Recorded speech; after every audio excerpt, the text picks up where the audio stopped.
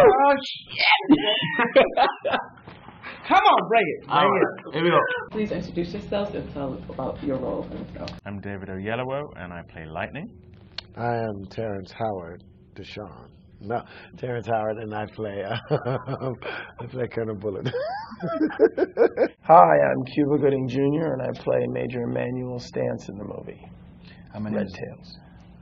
My name is Nate Parker, and I portray Marty Easy Julian in the film Red Tails. I am receding. I'm Neil's hairline. Yes! All right. My name is Elijah Kelly, and I play Samuel Joker George. Okay. I'm Tristan Wilds. I play Raymond Down. I am Neo, and I play Andrew Smokey Salem. Now you guys are already in good shape, but they said you guys went through a strenuous boot camp. Can you talk about the boot camp a little bit, and what was the hardest part about boot camp? Hardest part about boot camp was boot camp. Every moment of it was difficult. I mean, Anthony did a really good job of kind of channeling every element of the experience before you go into the military into 1 week. So we were sleep deprived. You know, we did flight simulators in the middle of the night, 3 o'clock in the morning. Waking up to gunfire. It was tough, but it was above all else, it was bonding. We came out of it feeling like we had grown together. We'd been broken down together, and we were built up together. The boot camp, mind you, the boot camp was via 1942, right? So every day we had a stroganoff of some kind. I'm not sure. It's just like beef, chicken. I don't know. Strogie, young Strogie. Yeah, we called it hot other because there was no name for it. When you think of the Tuskegee Airmen and what they went on to do, they weren't just leaving wherever they were and getting in these planes. You had to be conditioned. Your body had to be conditioned. And a lot of them were about 5'6", 5'7", 140 pounds. They were tiny guys, which was perfect for these planes. And so we needed to get into that kind of shape. But also it was physically exhausting what they did.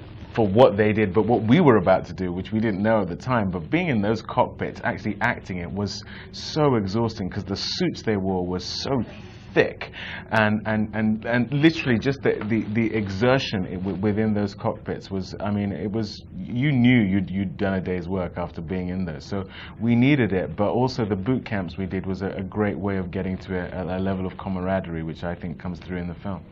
I didn't do the boot camp. You know why I didn't do the boot camp? I did the boot camp. And when you do the boot camp, you don't talk about the boot camp. I did the boot camp in 1992. All right. Tuskegee Airmen. Real, man. That's when it was something to be black.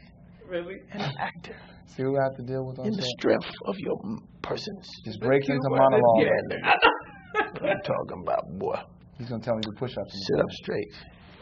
Wow. Now, Cuba, being a vet out of most of new actors that are in the film, did you feel like a father figure on set? Every day. I still feel like a father figure. They call me, we hang out. They have questions about other roles that they're doing. They call me, we talk. That's right.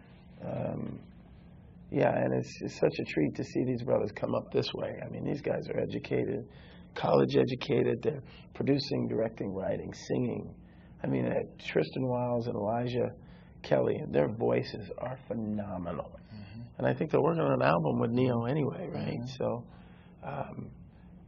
it's nice. It's nice to know that your new and improved models are taking it to the next level. Now, can you dish on the cast a little bit? Like, who was the funniest? Who was the messiest? Elijah Kelly's nuts. That brother got a problem. Yeah, he definitely got a problem. He's crazy. A little off. Yeah, he's brother's a little off. Great. Any divas on set? Elijah Kelly. Yeah. Why are you pointing? Are you pointing at Cuba? No. Wait, what do you mean? Are you pointing at him? Why would I be pointing at him? Diva? Always clowning on set. I can guess. I mean, it was all of us. Everybody. Everybody. That was the beauty. That was the beauty of shooting this movie. The camaraderie that was created. I think I don't think they meant us to get as close as we did, but we got like ridiculously close. Like, I know things about these people that I honestly didn't want to damn know. But on the other side of the same card, it made for just that much more chemistry on film. Okay, so who was the messiest that had like a hygiene problem? Whoa, damn! Are we just really outing people? Yeah, it's really out. What was the? Did I stump y'all? Y'all were just clowning. No! I'm trying to think. Oh, I definitely have the messiest room.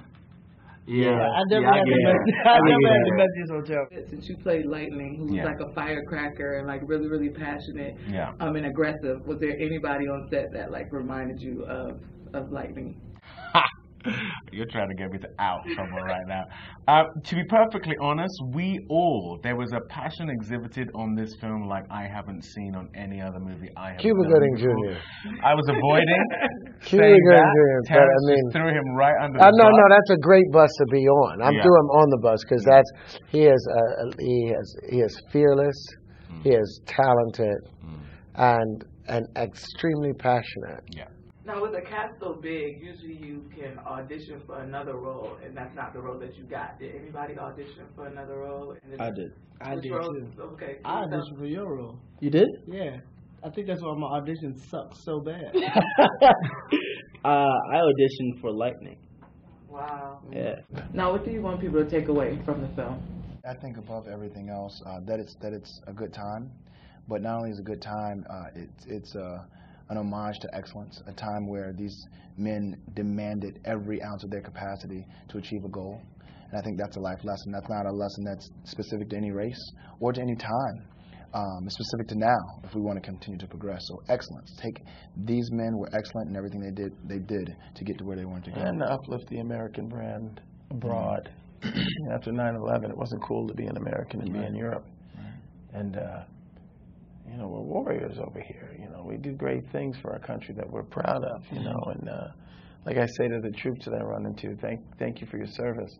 And this, to me, is a little bit of a love letter to them because no matter what color you are, men and women have fought and died to provide the freedoms that we enjoy, and it's why I always look to do roles, of real people. That it's a great piece of entertainment, that these guys were heroes and not victims, that these were the glamour boys, these were the rock stars of the Second World War. The sheriffs of the stratosphere. Exactly, that's a good one. That's a keeper right there. But they were, and we've made a film that, touches on the civil rights elements, the racial elements, but at the end of the day, in an era where we have a bunch of superhero movies, these are true superheroes, and that's the kind of film we set out to make.